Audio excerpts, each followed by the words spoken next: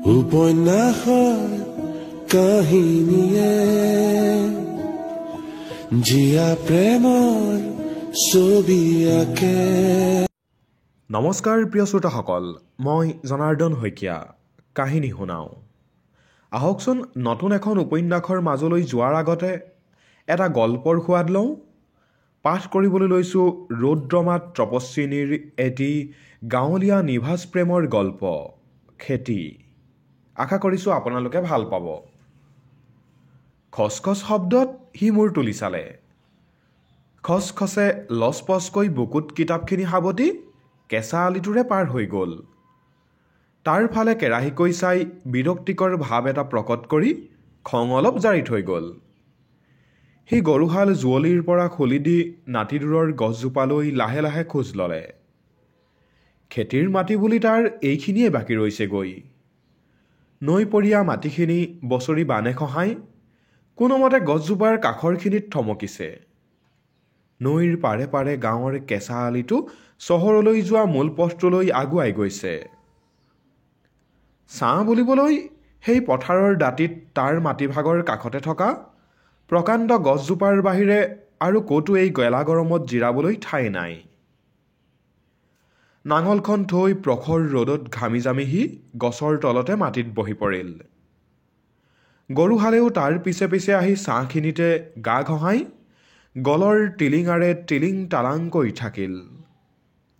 সৰ্পিল গতিৰ ৰাস্তাটোৰ প্ৰতিটো ভাঁজত লচপচি দেহৰ ভাঁজবোৰো মেখেলাৰ খচখচ শব্দৰ সৈতে ক্ৰমাৎ অস্পষ্ট হৈ আহিল। সেইজনী মহাজনৰ একমাত্ৰ দুহিতা। তাই চহৰৰ কলেজত পঢ়ে।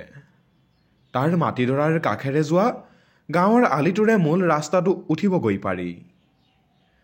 তাত বাছত উঠি তাই কলেজ পায়গৈ। তাৰ মাক অচিন ৰোগত ঢুকায়। মাকৰ চিকিৎসা কৰোঁতেই হাতৰ মাটি বেচিব লগা হয়। মা আৰু মাটি দুয়োটাই গ'ল। বাকী থকাখিনিৰ আধা বানে নিলে। লগত নিলে তাৰ স্কুলীয়া জীৱন।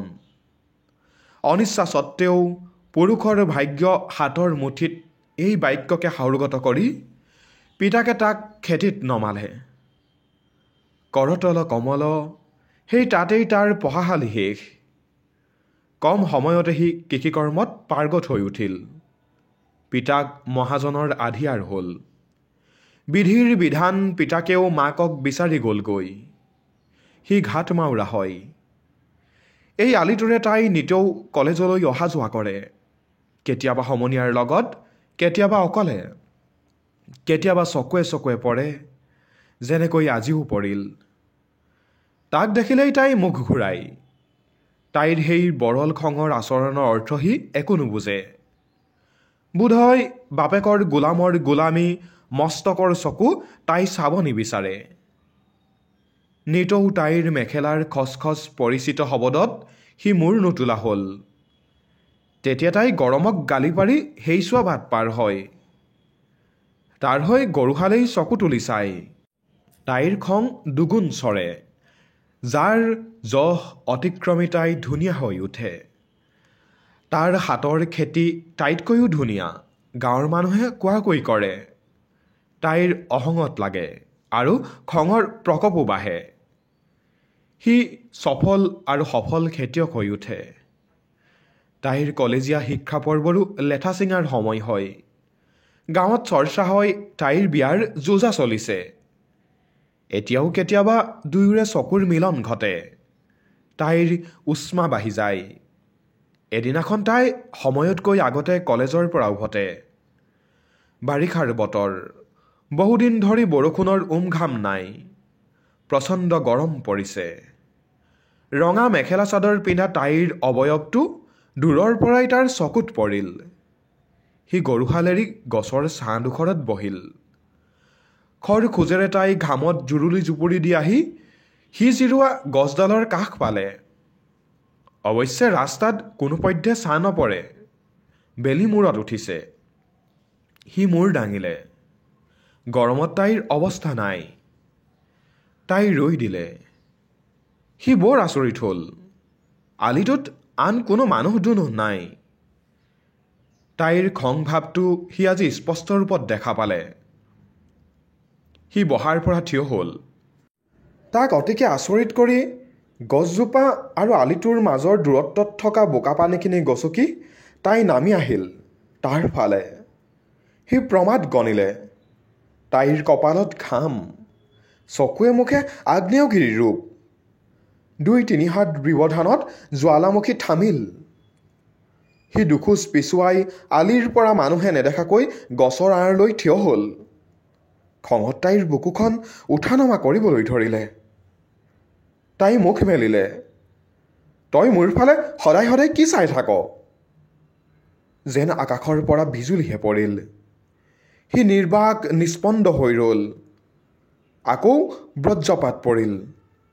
মোক ইমানকৈ কি চাই থাক? উত্তৰ দিবলৈ তাৰ কিবা থাকিলেহে। সিটো কোনোদিন তাইলৈ চাই থকা নাই। সচৰাচৰ চকুত পৰাৰ দৰে সাধাৰণ সেই দৃষ্টি। ইমান ডাঙৰ অপৰাধ হ'লনে? এতিয়া যদি তাই চিঞৰ বাখৰ কৰে? তাৰ কলিজা ঢিপঢিপাই গ'ল। তাইৰ মাতটো এইবাৰ খং আৱেগত কঁপি উঠিল। নকওঁ কিয়? কি আছে তোৰ মনৰ ভিতৰত? ইমান দিনে তোক চিনিবলৈ মোৰ আৰু বাকী নাই। এতিয়া মোৰ বিয়া হ'ব, তথাপিও তই? বাক্যটো শেষ নহ'ল। চুম্বকে লো আকৰ্ষণ কৰে। আজি কিন্তু বিপৰীত ঘটনা ঘটিল। স্থিৰ গধুৰ ওজনৰ বাস্তৱৰ কমাৰশালত গঢ়া পিতা লোৰ আতিল মূৰ্তিটোলৈ পাতল চুম্বক টুকুৰা কমোৱা তোলাৰ দৰে উৰি আহি লিপিত খাই পৰিল। দুয়োৰে মাজৰ 2-3 হাত ব্যৱধান তড়িৎ গতিত নোহোৱা হৈ থাকিল। নিমিষতে আগ্নেয়গিৰিৰ গলিত লাভাই তাক মেৰিয়াই ধৰিলে। লাভা গালে মুখে বৈ গ'ল। হেজাৰ সূৰ্যৰ উষ্ণতা অনুভৱ কৰিলে সি। তৰ্কিবই নোৱাৰিলে ক'ৰ পৰা কি হ'ল।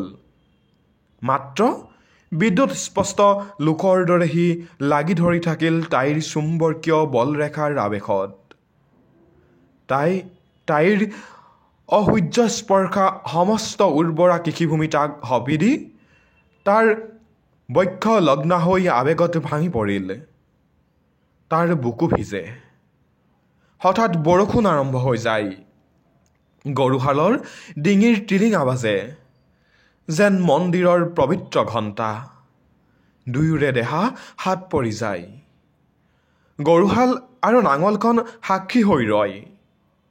সি বুজি উঠে তাৰ খেতি এডৰা বাঢ়িল।